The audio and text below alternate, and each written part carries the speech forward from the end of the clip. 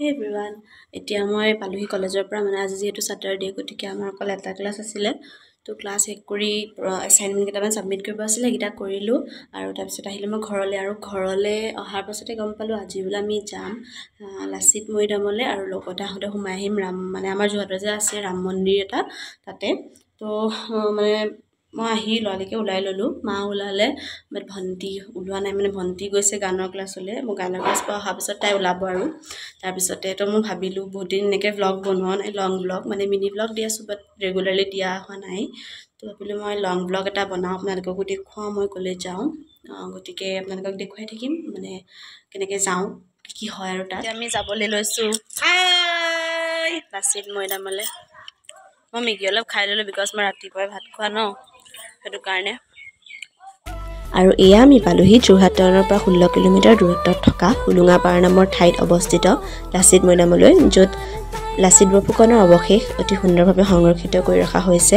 আৰু আমি সকলোৱে লাচিত বৰফুকনক চিনি পাওঁৱেই তেওঁ আহোমৰ এজন মহান সেনাপতি আছিল যিয়ে শৰাইঘাটৰ যুদ্ধত মোগলক হৰুৱাবলৈ সক্ষম হৈছিল আৰু তেখেত এনেকুৱা এজন বীৰ আছিল যিয়ে কেতিয়াও মানে তেওঁৰ কৰ্তব্যত গাফিলতি কৰা নাছিল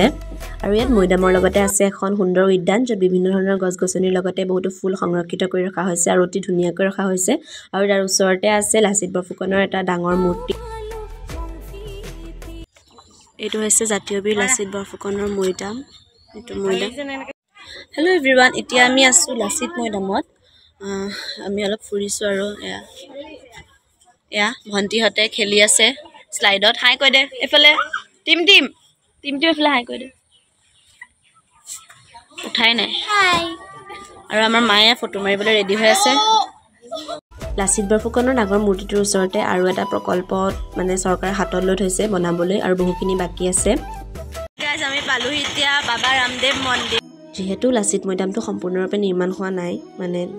যেটো প্ৰকল্প হাতত লৈছে আৰু যেতিয়া হেতু প্ৰকল্প সম্পূৰ্ণৰূপে নিৰ্মাণ হ'ব মই এতিয়া আকৌ আহিম আপোনালোকক ভালকৈ দেখুৱাবলৈ আৰু তাৰ পিছতে আমি তাৰ পৰা উভতা সময়তে সোমালো আমাৰ যোৰহাটত থকা বাবা ৰামদেৱ মন্দিৰত এয়া চাওকচোন ইমান এটা ধুনীয়া পৰিৱেশ মানে বাহিৰৰ পৰিৱেশো ধুনীয়া আৰু ভিতৰৰ মানে মন্দিৰটো বহুত বেছিয়ে ধুনীয়া আপোনালোকে নিশ্চয়কৈ এবাৰ আহিব মানে বহুত ভাল লাগিব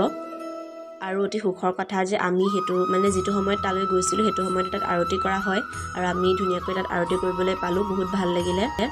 আৰু তাত হোৱা আৰতিৰ অলপমান ভিডিও আপোনালোকলৈ আগবঢ়ালো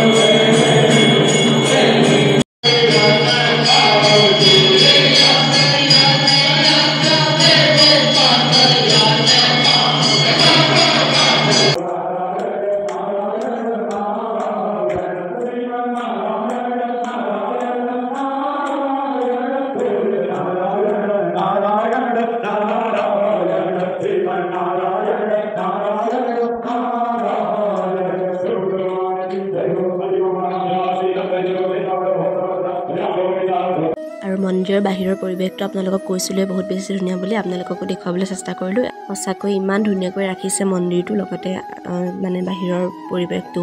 ইমান মনোমোহা পৰিৱেশৰ পৰা মানে আমাৰ আহিবলৈ মনে যোৱা নাছিলে বাট আহিবতো লাগিবই গতিকে আমি তাৰ পাছতে তাৰ পৰা উভতিবলৈ ললো আৰু এয়া চাওক বাহিৰৰ পৰা মন্দিৰটো আৰু বেছি ধুনীয়া লাগে